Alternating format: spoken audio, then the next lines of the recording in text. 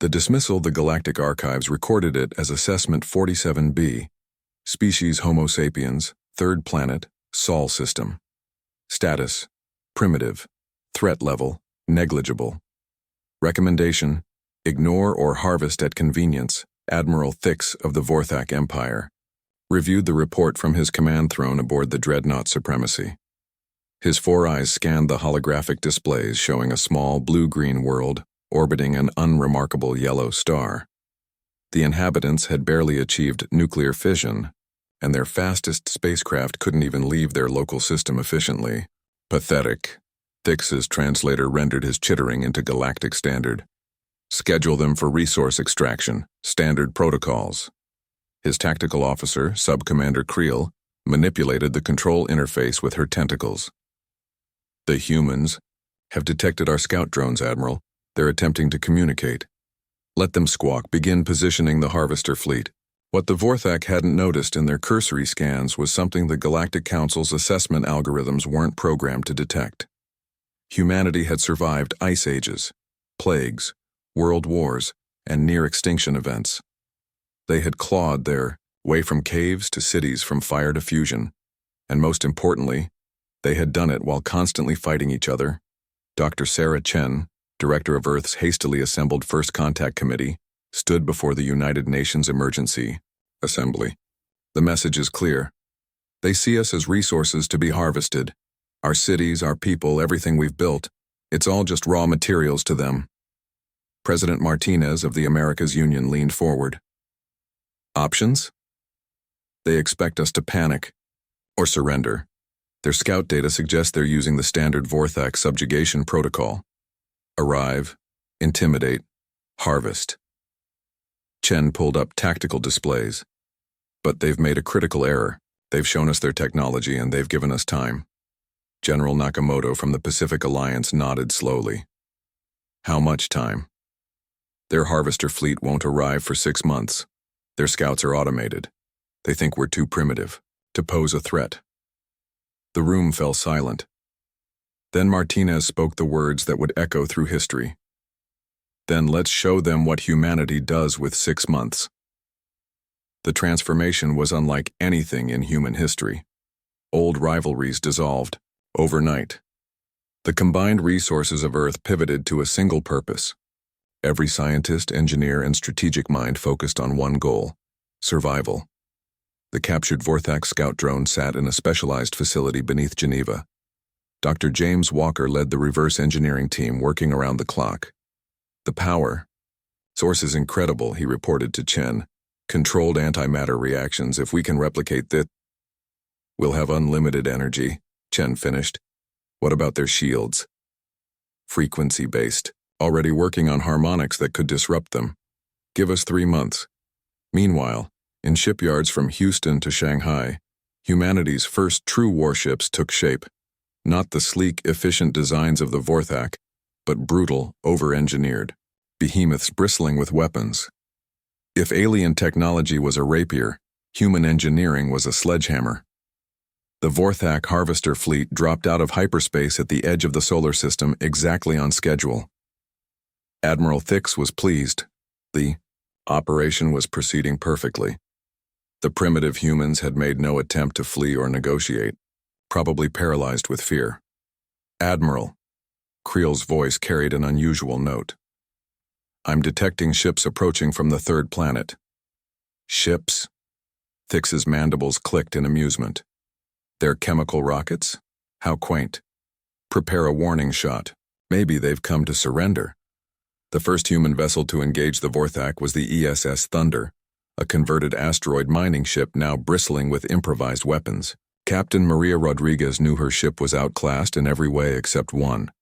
The Vorthak expected certain behaviors from primitive species. Distance to target? She asked her weapons officer. 200,000 kilometers and closing. Deploy. The mines. The Vorthak computers didn't even register the primitive nuclear devices as threats. Just debris. The mines attached to the harvester's hull with magnetic clamps, their timers synchronized. Aft Gar. What's that noise? Thix asked as clicking sounds echoed through his ship. The answer came in the form of 12 simultaneous nuclear explosions. The Vorthak shields, designed to stop energy weapons and kinetic projectiles, were never tested against the crude brutality of fission weapons detonating directly against the hull. "Impossible," Thick screeched as his ship shuddered. "They're using atomics, barbarians." "Shields at 30%, Creel reported. "Hull breaches on decks 5 through 8. All ships evasive action. These primitives are insane." But humanity was just getting started. The second wave consisted of modified cargo haulers, each carrying a special payload. The Vorthak computers identified them as slow, harmless transport vessels. They were half right. Captain Chen Wei of the ESS Defiance watched his target acquire lock. "Remember, people, we're not trying to win. We're trying to learn. All sensors on full. Record everything." The cargo haulers erupted and carefully controlled. Explosions, releasing clouds of metallic chaff mixed with radioactive isotopes. The Vorthak sensors screamed in protest, their delicate instruments overwhelmed by the primitive but effective interference. "I can't get target locks," a Vorthak weapons officer reported. "Their debris is everywhere." "Switch to visual targeting," Thix ordered, not quite believing he was giving such a primitive command. Through the chaos came the third wave, humanity's first purpose-built warships. The ESS Vengeance led the charge, its hull a patchwork of human steel and salvaged alien alloys. Captain Robert Singh had one order: hit them with everything. The Vorthak had conquered dozens of worlds. They had fought species with technology, far beyond Earth's. But they had never fought a species that had spent its entire existence perfecting the art of war against itself. Human tactics were chaos incarnate. Ships that should have retreated attacked. Vessels that appeared crippled suddenly unleashed devastating barrages. Pilots flew suicide runs, turning their ships into guided missiles. The Vorthak combat computers couldn't process the illogical nature of human warfare. "They're not fighting like a spacefaring species," Creel observed, her voice tinged with something resembling fear. "They're fighting like cornered beasts," Thix finished. His fleet was winning, technically. Superior firepower and shields were taking their toll. But for every human ship destroyed, the survivors adapted. They learned. They evolved their tactics in real time. The battle raged for 6 hours.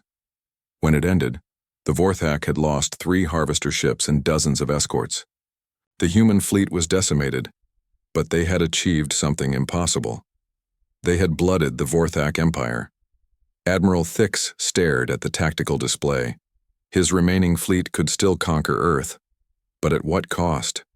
These humans had faced certain death and responded with fury. "What would they do with time to properly prepare, sir?" Creel ventured. "Should we continue the operation?" Thix was silent for a long moment. The primitive species had surprised him. More than that, they had done something no race had managed in centuries. They had made the Vorthak Empire bleed. "Signal the fleet. We're returning to base for reinforcements." "Sir, these humans, they're not what we expected. Classify Earth as a Level 3 threat. Full military protocols." As the Vorthak fleet retreated into hyperspace, the survivors of humanity's first space battle limped home. Earth had won a reprieve, but everyone knew it was temporary. The real war was coming. In the aftermath, as salvage crews collected alien technology and rescued survivors, President Martinez addressed the world. "We've shown them that humanity will not go quietly. We've bought ourselves time. Now we prepare for round 2. The joke was over. The Vorthak Empire had just discovered what humanity had known all along. We might be primitive, but we had spent our entire evolution becoming very, very good at war. The adaptation 6 months, that's what humanity had bought with blood and nuclear fire. 6 months before the Vorthak Empire returned with a proper war fleet. The joke about primitive humans had died with 3 harvester ships, and now Earth faced the full attention of a galactic superpower. The grand shipyard of Luna became humanity's forge of defiance.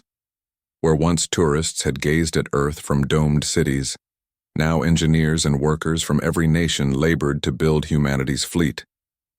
The captured Vorthak technology was dissected, studied and improved upon with a fervor that surprised even humanity's greatest minds. "We've cracked their shield frequencies," Dr. Walker announced to the Earth Defense Council. "But more importantly, we understand their psychology now. The Vorthak haven't faced real opposition in over 1,000 years. Their tactics are rigid, predictable." Admiral Zhang, newly appointed commander of Earth's growing fleet, studied the reports. "Their technology is superior, but their thinking is fossilized. They expect certain responses from primitive species: fear, surrender, predictable, resistance. And we give them none of that," President Martinez said. "What's our fleet status?" 47 combat-ready vessels, another 30 in construction. We've integrated Vorthak shield technology with our own armor. The results are unconventional. That was an understatement. Human ships looked nothing like the elegant Vorthak vessels. They were brutal amalgamations of alien technology and human engineering philosophy. Where Vorthak ships had elegant energy weapons, humans had mounted railguns alongside plasma cannons. Where aliens used precision targeting, humans installed redundant systems with backup manual controls. The real breakthrough came from an unexpected source. Lieutenant Colonel James Mitchell, a military historian, had been studying the captured Vorthak databases. "Sir, I've found something significant. The Vorthak haven't just conquered worlds. They've been using slave species as cannon fodder." Admiral Zhang leaned forward. "Explain." "The Zelathi, the Chronari, dozens of species. They're not willing members of the Empire. They're conscripts, slaves. And according to these communications logs, they hate the Vorthak as much as we do." A plan began to form. Humanity's strength had never been just in warfare. It was in alliance building, in finding common cause with unlikely partners. The first contact with enslaved species came through captured Vorthak communication channels. The message was simple, broadcast in dozens of languages. "Earth resists, Earth fights. Join us." Deep in Vorthak space on the industrial world of Kelsor 7, the Zelathi workers received the message. Their overseer, Commander Vrex, dismissed it as primitive propaganda. The Zelathi had other ideas. Meanwhile, Earth's preparation continued at a frantic pace. The most radical innovation came from Dr. Chen's team, the integration of human neural interfaces with Vorthak technology. Where aliens relied on complex computer systems, humans created a direct mind-machine connection. "It's dangerous," Chen admitted. "The neural load is enormous, but it gives us reaction times that match their automated systems." The first test pilot was Captain Rodriguez, survivor of the initial battle. She sat in the cockpit of the prototype fighter, neural implants connecting her directly to the ship's systems. "It's like the ship is part of me. I can feel the weapons, the engines." "Can you fight like this?" Admiral Zhang asked. Rodriguez grinned. "Sir, I can dance." 3 months into the preparation period, long-range sensors detected movement. The Vorthak were coming early. Not the massive invasion fleet Earth expected, but a reconnaissance force. Admiral Thix had learned caution. 20 ships, the sensor operator reported, including 2 battlecruisers. Admiral Zhang didn't hesitate. "Launch the Ghost Squadron." 12 human ships equipped with the latest stealth technology adapted from Vorthak designs slipped out of Luna's shadow. Their mission wasn't to fight, it was to learn, to adapt, to evolve humanity's tactics. Commander Lisa Park led the squadron in the ESS Wraith. "Remember, people, we're ghosts. We observe, we record, we disappear. If we have to fight, hit, and run, make them question everything." The Vorthak reconnaissance force entered the solar system with standard imperial arrogance. Sub-Commander Theiss, nephew of Admiral Thix, commanded from the battlecruiser Dominance. "Scan for human activity. They've had months to prepare some pitiful defense." "Sir," his sensor officer reported, "I'm detecting nothing. No ships, no energy signatures beyond their planet's normal output." "Impossible. Increase sensor resolution." The first indication of trouble came when a supply ship simply vanished from their screens. No explosion, no energy discharge. Just gone. What happened? Thace demanded. Unknown, sir. The ship was there then. It wasn't. The second ship disappeared minutes later. Then a third. Panic began to spread through the Vorthak force. These weren't the crude nuclear attacks they'd faced before. This was something else. Commander Park watched from the bridge of the Wraith as her team executed the plan perfectly. Modified gravity mines designed to create localized spatial distortions pulled Vorthak ships into micro-black holes that lasted just long enough to compress them into nothing. This is psychological warfare, she told her crew. We want them afraid. We want them to doubt their superiority. When the Vorthak finally detected the human ships, their response was predictable. Overwhelming firepower directed at the last known positions. But the humans were already gone, their improved stealth systems making them virtually invisible. Fire at will, Thace screamed. Full spread. Energy beams lanced through empty space. The human ships danced between them, appearing just long, enough to launch attacks before vanishing. Each strike was precisely calculated to disable, not destroy. Engines crippled, weapons arrays fused, communications disrupted. The battle, if it could be called that, lasted 4 hours. When it ended, 8 Vorthak ships drifted helplessly, their crews alive but impotent. The battlecruiser Dominance had lost all offensive capabilities. This is Commander Park of Earth Defense. Vorthak vessels, you are disabled but not destroyed. This is a message to your empire. We could have killed you all. We chose not to. Consider this mercy, and remember, we learn fast. But the real victory came from what happened next. Among the disabled ships, Zelathi crew members overwhelmed their Vorthak masters. The slave species had seen Earth's message and chosen their moment. Earth vessel, came a transmission in broken galactic standard. This is Zelathi crew of transport ship. We surrender to you, not to Vorthak. We wish to join resistance. The liberation movement had begun. When the captured ships were brought to Luna, humanity gained more than technology. They gained allies who knew the Empire from within. The Zelathi shared intelligence, star charts, and most importantly, the locations of other slave worlds. Admiral Zhang met with the Zelathi representative, a 6-limbed being whose crystalline skin reflected Earth's blue light. Your people fought. Smart, the Zelathi said. Not like Vorthak expects. We help you fight smarter. What can you tell us about their main fleet? Admiral Thix brings 500 ships. Best of Empire. But the Zelathi made a sound their translator rendered as laughter. Empire has bigger problem. Other slaves hear of Earth victory. They whisper, they plan, some already fight. The intelligence was invaluable. The Vorthak Empire wasn't just facing Earth. They were facing the possibility of widespread rebellion. Every world they had conquered, every species they had enslaved, was watching humanity's defiance with growing hope. In the shipyards of Luna, production shifted. No longer were humans just building warships. They were creating liberation vessels designed to support and arm resistance movements across the galaxy.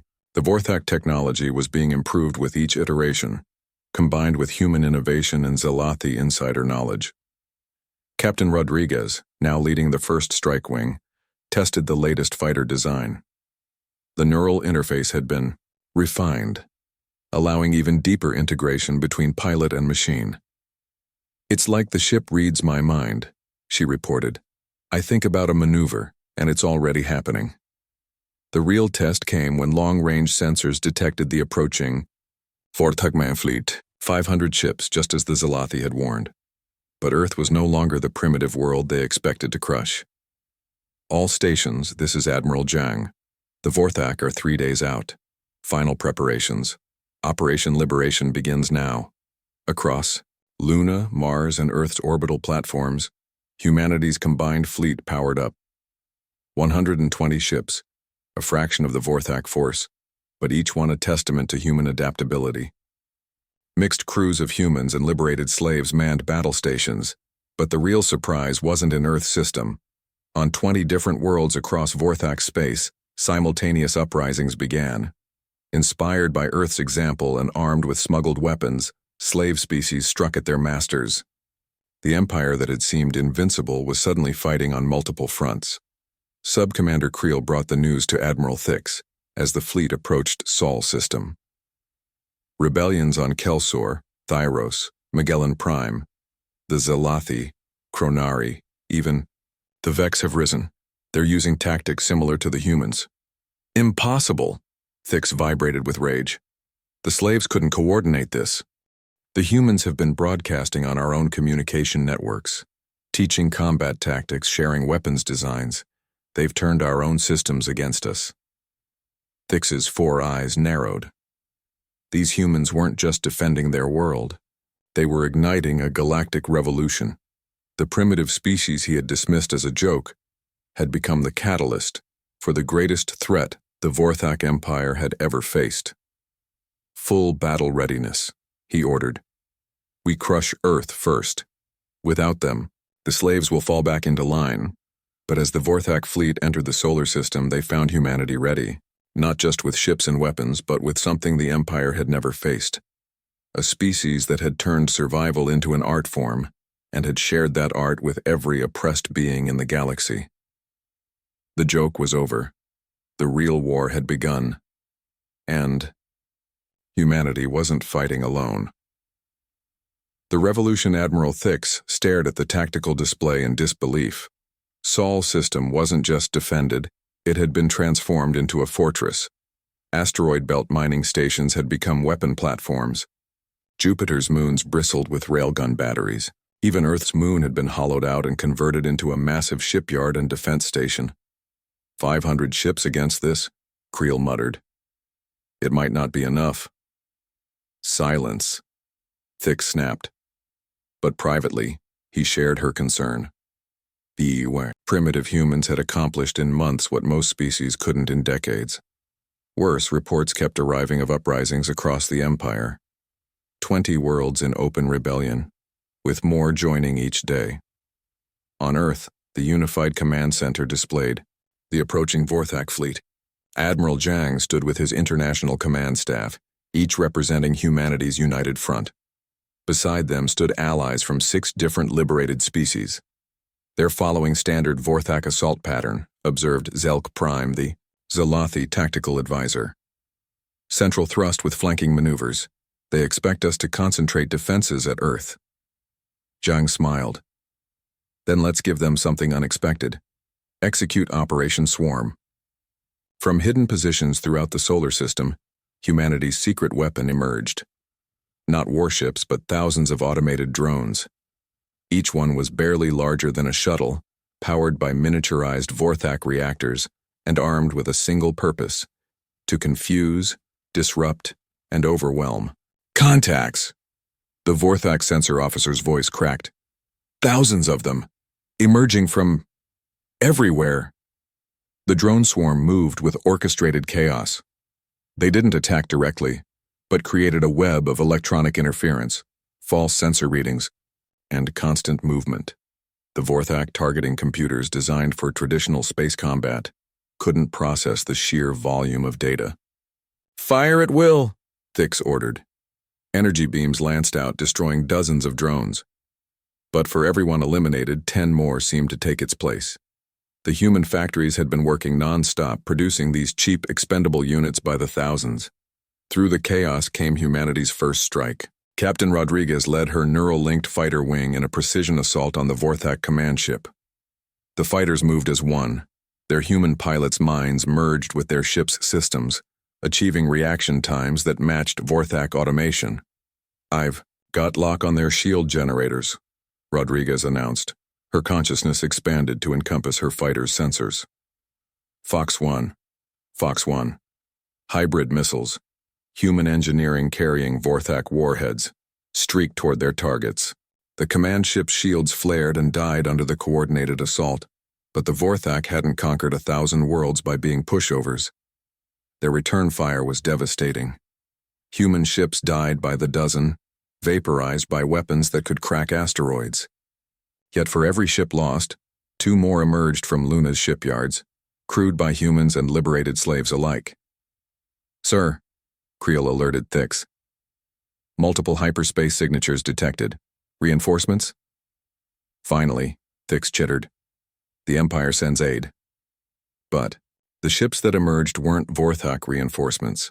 They were rebel vessels, Zalathi cruisers, Chronari destroyers, even a captured Vorthak battleship crewed by freed slaves. The uprising had reached Sol System. "This is Captain Zephix of the Liberation Fleet," came the broadcast. "We stand with Earth. The Empire falls today." The battle transformed from invasion to a melee. Vorthak forces found themselves fighting on multiple fronts as rebel ships attacked from behind while human forces pressed from ahead. The orderly Vorthak battle lines dissolved into chaos. On the bridges of human ships, something remarkable was happening. The neural link technology had evolved beyond individual control. Entire crews were connecting, sharing consciousness, thinking and reacting as collective entities. The hive mind approach was anathema to individualistic human nature. But desperate, times had forged new adaptations. "Ghost Squadron, this is home base," Admiral Zhang commanded. "Execute Phase 2. Commander Park's stealth ships, hidden since the battle began, struck at the Vorthak supply vessels. Without warning, ammunition ships exploded, fuel tankers vented into space, and repair vessels found their systems corrupted by human Zalathi hybrid computer viruses. "We're being torn apart," Creel reported. 30% casualties, shield, generators failing across the fleet. Thix's mandibles ground together in frustration. These humans didn't fight like any species in the Empire's long history. They adapted, improvised, turned weaknesses into strengths. Worse, they had inspired the unthinkable, a coordinated rebellion of slave species. "All ships form defensive sphere around the command vessel. Prepare for retreat." "Sir?" Creel couldn't hide her shock. "Retreat? We're not defeating them here.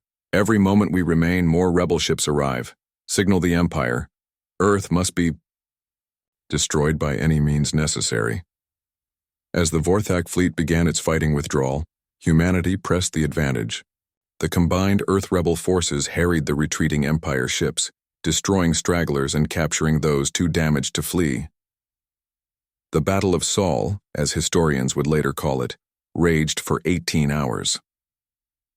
When the last Vorthak ship vanished, into hyperspace the combined defenders had lost 60% of their vessels, but they had achieved the impossible. They had repelled the might of the Vorthak Empire. In the aftermath, as rescue ships collected survivors and salvage crews, secured damaged vessels, a transformation began. The rebellion was no longer just an uprising. It was becoming a revolution. On Luna, representatives from 12 liberated species met with Earth's leaders. The gathering was unprecedented in galactic history. Former slaves and their newest, allies united by a common cause. "The Empire will return," Zelk Prime stated.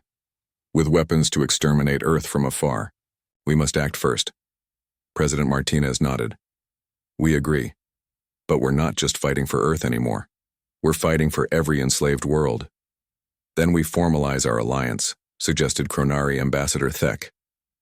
"A confederation of free worlds. Share technology, coordinate resistance, liberate others." Admiral Zhang activated a holographic star map. "Our intelligence shows the Empire's structure. 1,000 worlds, but only 50 are truly Vorthak. The rest are conquered, enslaved. If we can inspire them all to rise." "The Empire collapses. From within," Zelk Prime finished. "But we need a symbol, something to rally behind." All eyes turned to the humans. The species that had been dismissed as primitive, as a joke, had become the catalyst for the greatest upheaval in galactic history. "Earth leads," Martinez declared, "not as conquerors, but as liberators. We share our gift, the ability to adapt, to overcome. Every freed world strengthens us all." The Terran Liberation Alliance was born. Within days, hidden transmitters across the galaxy spread the message. Earth's victory, shared combat tactics, weapon designs, and most importantly, hope. The joke about weak humans had transformed into a legend of the species that broke the Empire's chains. The revolution spread like wildfire. Vorthak garrison worlds found themselves besieged by uprisings. Slave species that had cowered for centuries suddenly struck with human-inspired tactics. Improvised weapons, guerrilla warfare, the weaponization of their own oppression. On the Vorthak throne world, Emperor Vex Prime received reports with growing alarm. Half the empire was in open rebellion, production worlds seized, military bases overthrown, and at the center of it all, Earth, the primitive world that should have been an easy conquest. "Summon the Imperial fleet," the Emperor commanded. "Every ship, we exterminate Earth and end this madness." "Your Eminence," Admiral Thix prostrated himself. "The humans, they fight unlike anything we've faced. They inspire others. Even if we destroy Earth, the rebellion won't stop. Then we destroy them all, every rebel world, start with Earth." The final confrontation came 6 months after the Battle of Sol. The entire Vorthak Imperial fleet, 2,000 ships strong, emerged at the edge of human space. But they found more than just Earth waiting. 100 liberated worlds had sent ships, Zalathi carriers, Chronari battleships, Vex swift attack vessels. At the center, Earth's fleet had grown to 200 ships, each one a hybrid of human engineering and alien technology. Admiral Zhang stood on the bridge of humanity's flagship, the ESS Victory. Around him, a joint command staff represented 15 different species. "They outnumber us 3-1, but we have something they don't." "What's that?" asked Zelk Prime. "Purpose. They fight to maintain oppression. We fight for freedom. And humans..." Zhang smiled grimly. "We've been preparing for this our entire existence." The battle began with the Vorthak's traditional overwhelming assault. Energy weapons that could shatter moons focused on the Allied fleet. But the defenders had learned. Ships equipped with human-designed phase shields flickered in and out of reality, avoiding the worst damage. "Neural link squadrons go," Rodriguez commanded. Her consciousness merged with 100 other pilots, human and alien alike. The mixed species neural network created something unprecedented, a combat force that thought and moved as one while retaining individual creativity. The fighter swarm tore into the Vorthak flanks, where Imperial pilots flew predictable patterns. The neural-linked squadrons danced through space in chaotic harmony. Each pilot's unique perspective added to the collective, creating tactics no single species could have devised. Quantum torpedo. "Spread maximum yield," Zhang ordered. "Earth's ultimate weapon. Devices that created localized space-time distortions, turning the Vorthak's own shields into prisons that crushed their ships." The Emperor's flagship, a behemoth larger than some moons, advanced through the carnage. Its weapons carved through Allied ships, its shields shrugging off conventional attacks. But humanity had one more surprise. Deep in Earth's oceans, Project Leviathan activated. A massive portal opened in space, created by technology reverse-engineered from captured Vorthak hyperdrives. Through it came Earth's final gambit. Not a weapon, but an idea made manifest. The portal connected directly to the Vorthak throne world star. Solar material, compressed and directed through the artificial wormhole, erupted in the middle of the enemy fleet. Ships vaporized instantly. Others were crippled by the intense radiation. "Impossible!" Emperor Vex Prime screeched as his flagship's shields strained against the stellar fury. "Primitives cannot wield such power." "That's your mistake," came a broadcast from the Victory.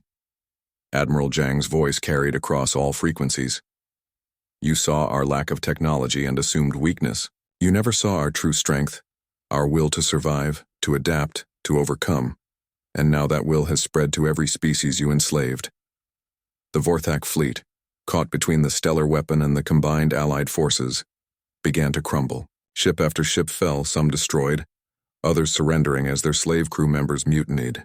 The empire that had stood for millennia was dying in hours.